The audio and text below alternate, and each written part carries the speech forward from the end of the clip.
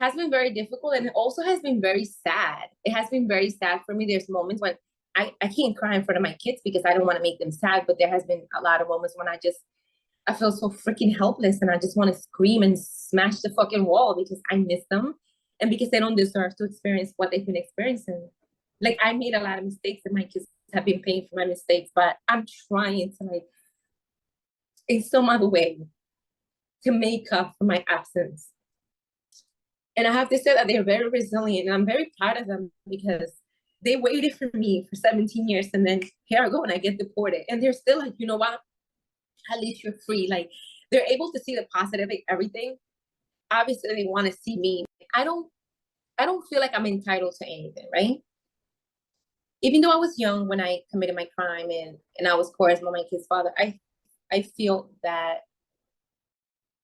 my children deserve a chance to have their mom. So I don't feel entitled to anything, but because of my kids, I feel like they deserve to have their mom. They deserve to experience having me physically with them because they did nothing wrong to deserve this. They didn't ask to be here, and they have had, and I feel like they have been very patient with me throughout the process. I feel like they have adjusted well to everything that life has thrown at them. And I just hope that they continue to remain that way because anything can happen. And, you know, statistics say that kids who have been incarcerated parents end up in prison. And I can tell you that that's not necessarily true. It all depends, right?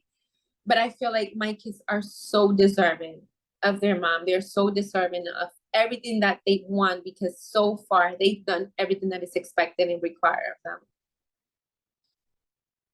And if I'm going to get a chance to return to the US, it should be for my kids. It's just the way the system is designed. It's not designed to help us. We are already, just because I was convicted of a crime doesn't mean that I perhaps deserve to be deported as well. All of that needs to be looked at. It shouldn't just be one single, like, a connection between one and the other. It should be studied. You shouldn't just assume. Just like if I get arrested and you feel like I don't deserve to see my children, because you will hurt my kids if you decide that they shouldn't see me. And that was the case. I had someone who didn't want me to see my children, and my attorney was fighting against me. So to separate one and the other, to look at it for what it is, separate from one another, because if not, it will be an injustice to everyone who gets arrested and who eventually will get deported, because you're just using the same criminal conviction to continue to find me guilty. If I already served my sentence, if you say that I need to serve the sentence, and you believe in your rehabilitation system, why don't you allow me a chance to stay and to perhaps contribute and to pay my dues to the same society that I hurt, to the same community that I hurt?